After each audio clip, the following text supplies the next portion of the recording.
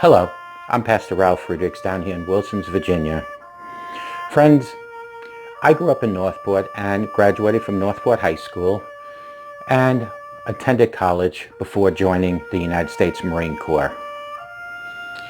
Nothing in life, and I mean nothing, can prepare us for death of a loved one and a friend, whether death results from a sudden accident or a sustained illness. It is always very catching to catch us off guard. Death is so deeply personal and stunningly final.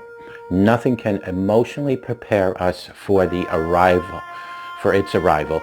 With every death, there is a loss, and with every loss, there is grief. Grief doesn't come and go in any orderly fashion.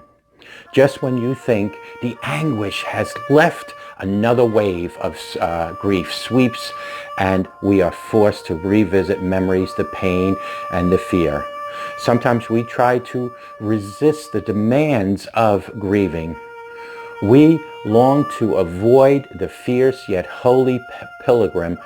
We fight against the currents, terrified of being overwhelmed, of being discovered, of becoming lost in our brokenness.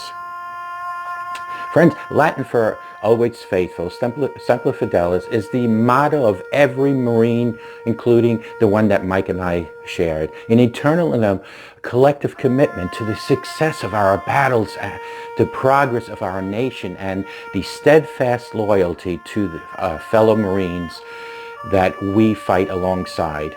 Established in 1983, the motto distinguishes the bond developed and shared between Marines, a bond that Mike and I shared.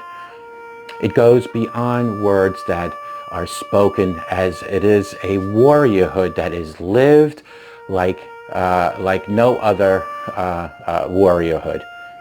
We attended high school together and would pass each other in the hallways and nod and shake our heads to acknowledge each other while we were at Northport High School. Little did we ever know that one day both of us would meet at Camp Lejeune, North Carolina, a Marine Corps base, and we were stationed there. If my memory served me correctly, my friends, he mentioned to me that he was heading to Long Island for the weekend to see his family, and I said, do you mind if I take along so I can see my family as well?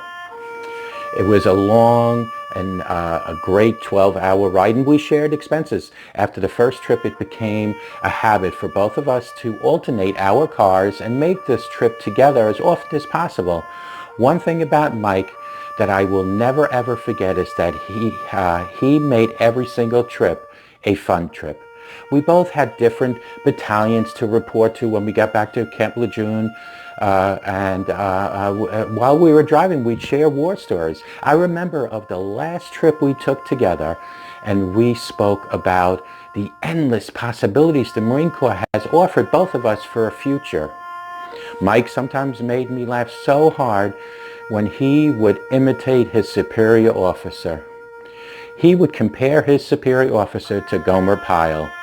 Mike would even sound just like him. The last trip I took with him was in 1982, I believe.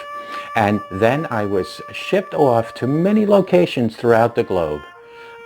I miss those days, and I miss my U.S. Marine brother, Mike Gerner. After the tears have dried and the goodbyes have been said, all we have to hold on to are those great memories that I just spoke of, that we've shared with our loved ones and our friends who have passed. This is what keeps them alive in our hearts and in our minds, and they will continue to live on through us eternally. My condolences go out to Mike's family. Rest easy, Marine. Your watch is over.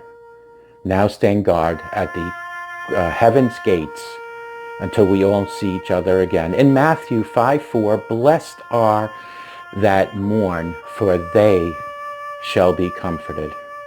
Thank you. My name is Ralf Friedrichs, and have a great day.